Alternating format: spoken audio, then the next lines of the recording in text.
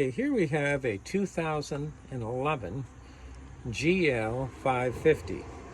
This is a recent purchase at the auction. It is a very clean car. It's a green light car. Doesn't really have any major problems whatsoever. What we're doing here is just doing some routine maintenance, just simply rinsing down the engine and replacing the air filters, cabin air filters. We changed the oil and filter, and of course here we actually like to use the liquid moly 5W40, and we use that for Mercedes, BMW, Audi.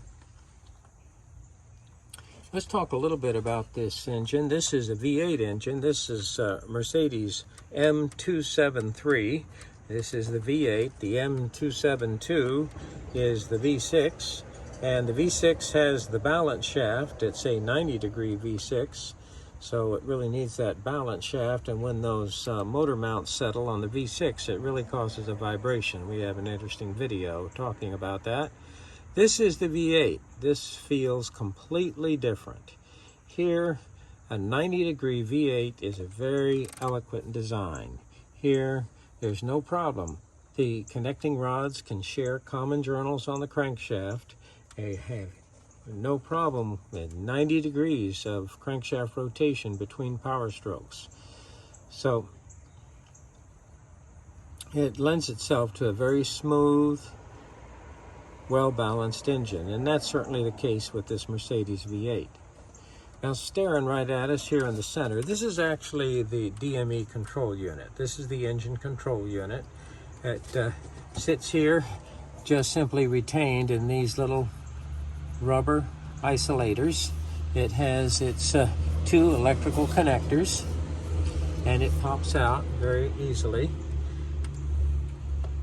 The intake manifold is made out of aluminum, and it has a series of flaps that are controlling the length of the runners. And what we see here is these are the vacuum actuators for the levers that are controlling the flaps. And this lever down here likes to break. This one isn't broken, but when it does, it causes some issues and sets a corresponding fault code.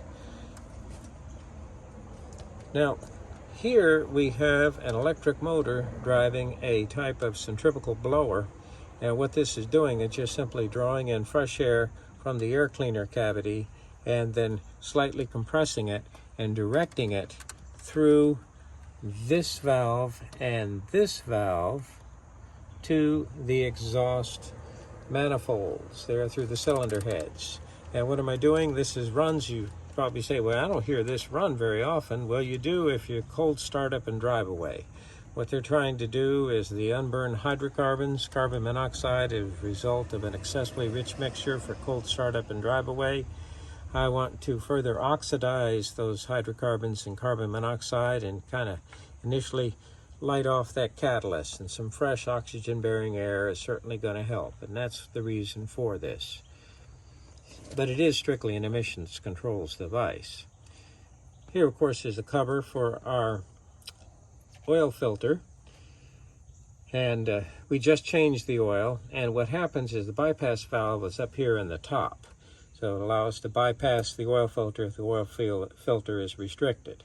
I want to make sure that certainly works properly. A nice fresh man oil filter, and here we see the oil cooler right next to it. It looks like that might have been replaced in the life of the engine. It just looks a little different than the engine as far as the degree of oxidation.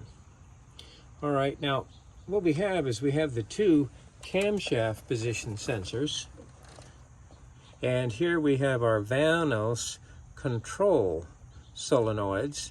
What this is doing is controlling the valve there in the sprocket that is allowing us to hydraulically advance or retard, change the relationship of the sprocket to the camshaft, so I can vary my cam timing.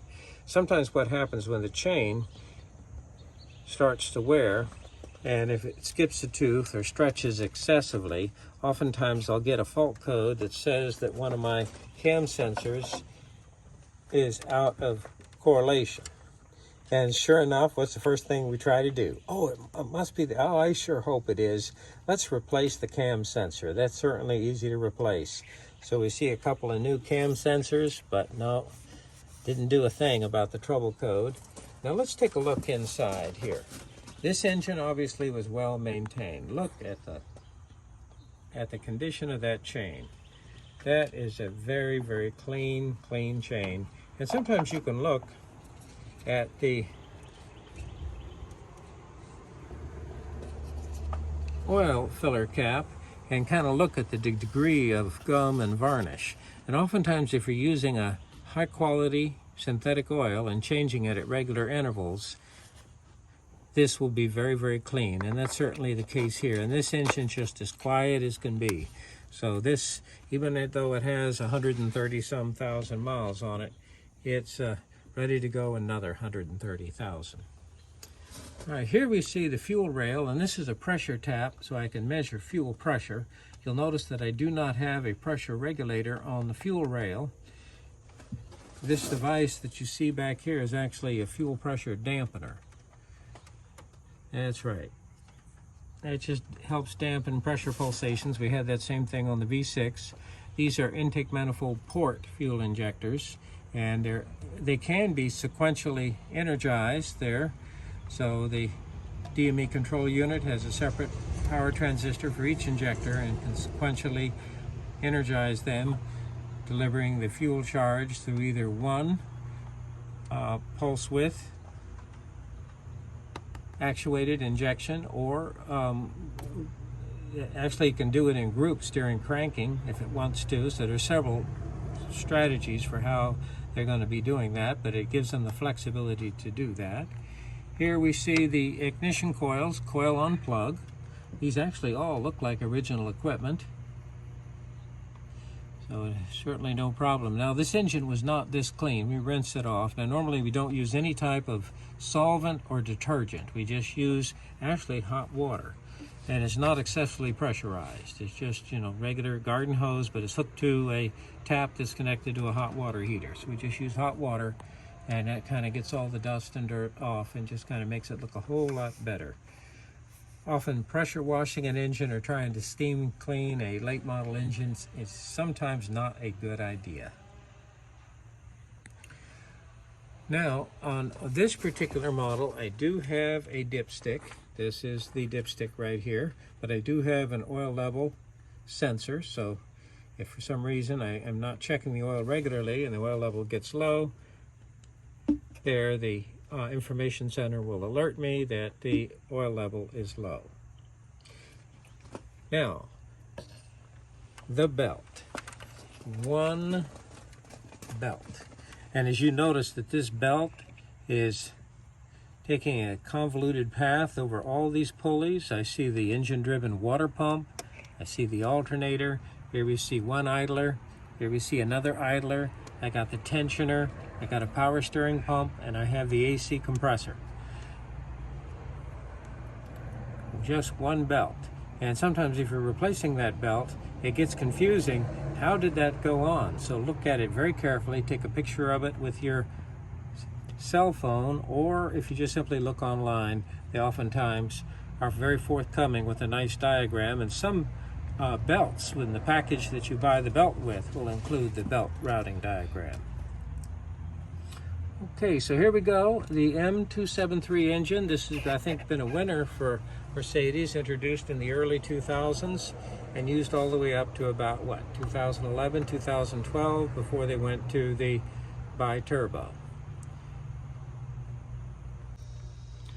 Okay, now, here we have our air conditioning system, and one thing that many manufacturers are doing now is what happens is the actual high side line, the liquid line, and the low side line, the line coming back from the evaporator, what I'm doing is I'm using a saturated mixture of liquid and vapor refrigerant to supercool the high pressure liquid coming from the condenser.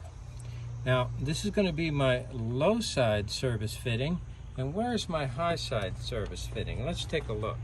It's actually up here at the condenser, kind of hiding from you. You're looking all over for it and wondering, where is it? There it is, right there. So this is the high side service fitting, and there we saw the low side service fitting for our air conditioning system. We're using R134A, And of course, the type of lubricating oil they're using is the OET, and sometimes that's the polyester oil, POE, but there's PEG, polyalkylene glycol, and then this one, the OET, which is the oleo, the polyester oil. The polyester oil will mix with mineral oil, but the PEG oil will not. One thing that we're seeing is that some of the very late, we've only had a few of them come through the shop, but the R1234YF refrigerant. That's the new hydrocarbon-based refrigerant. It doesn't have any fluorine or chlorine in the refrigerant molecule whatsoever. It's actually a hydrocarbon-based refrigerant, just like propane, just like butane. So we'll see what happens there with global warming and the ozone layer. So chances are all vehicles eventually will move over to hydrocarbon-based refrigerants.